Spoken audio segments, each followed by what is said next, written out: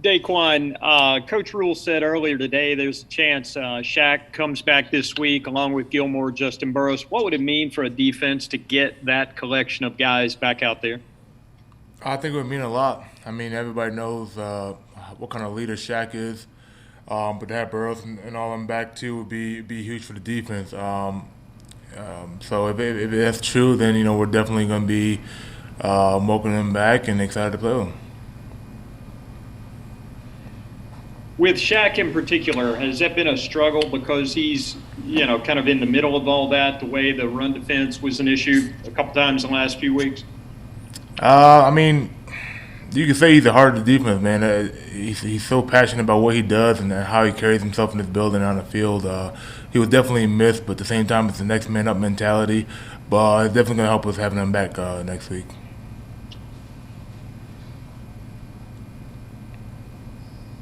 All right, we'll go to Steve in Toronto. The next question.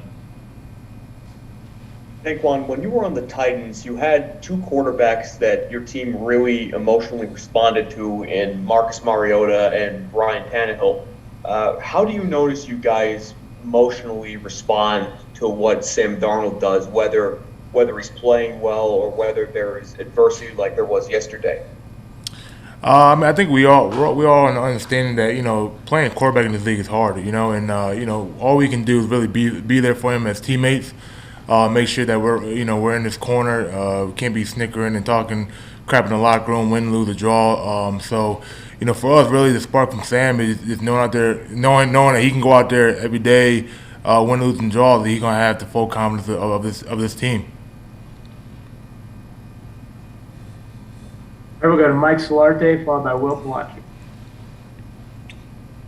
Hey, DaQuan, this is obviously not what you signed up for when you came to the Panthers, but the ebbs and flows, how are you trying to keep the negative noise out as you guys try to fix what's going on? Coach No says it, every day, so it's the coach rule.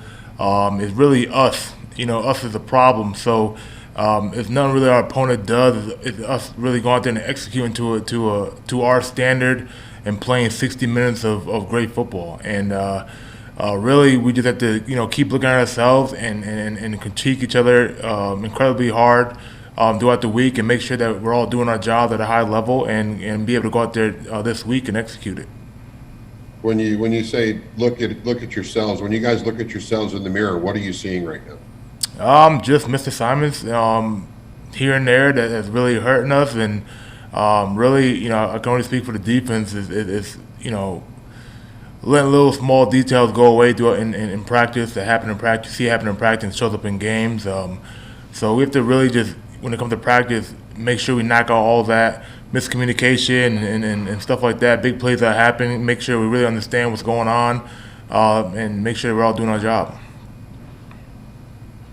DaQuan, are teams attacking you guys differently than they did through the first 3 weeks? Do they have like a book on you guys? What's been, I guess, the difference you've seen in the way teams look at you the last 4 weeks? I just think it's been it's a copycat league, man, and what works against one opponent, another team coming in is probably going to do the same thing. And, since Dallas, it's kind of all the same stuff, really. So we have to go out there and just make sure we just, do our job. We know it's coming. Make sure we go out there and do our job and play with the technique that we're coached with and just do our job at the end of the day. What were the teams that you played the first 3 weeks doing or not doing that these last 4 aren't? I mean, I can only really speak for the defense. We're getting a lot of, big people personnel, and they come out here to try to test us running the ball, and, what I'm saying, and, test them up the middle on the edges and rolling out. I mean, y'all watch the game, y'all see it on tape, y'all can see what teams are doing, what they're not doing. So, I mean, if you watch football and you watch us play, you can see it. All right, we'll go to Joe Person with the next question, followed by Stephen Toronto. Hey, DaQuan, Matt talked a lot about yesterday about kind of not sensing a real sense of urgency from the locker room. You are one of only a few veterans on this team. Do you think some of that might be kind of a leadership void because this is such a young team?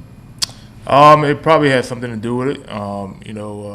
we just have to really come back and get to what we were the first 3 weeks, and that's playing as a football team. Going out there and having fun and doing all the little things. And I think we got away from that.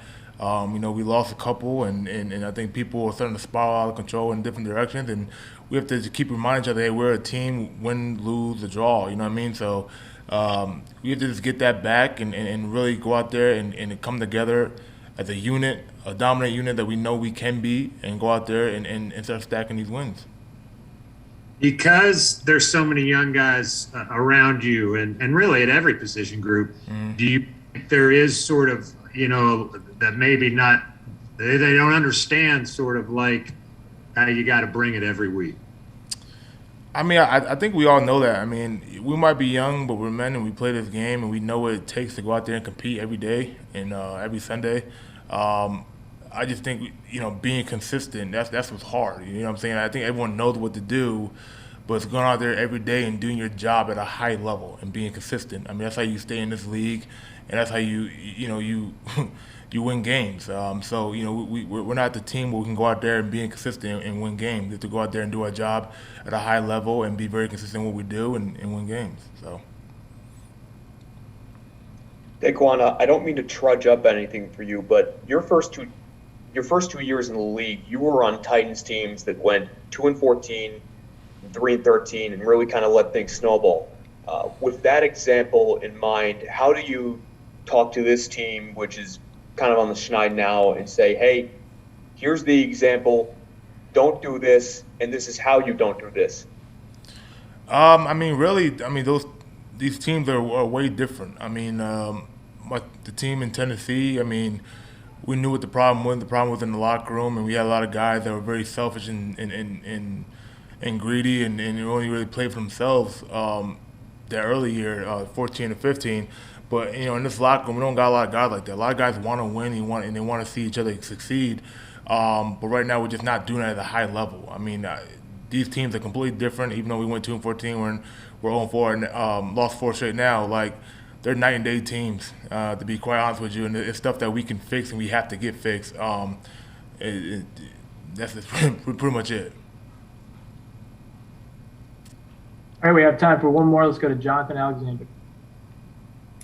DaQuan, when a team is not playing at a high level, like you say, why is that typically the case in your experience? It's frustration out there. Obviously, this is a game where all 3 phases have to play complementary football, and we haven't been doing that. And so the frustration can obviously leak in, and people worrying about one side of the ball and whatnot like that, and different phases. So to me, that's my experience with where the frustration comes in, and we just have to really get over that and grow more as a team and not let that stuff distract us.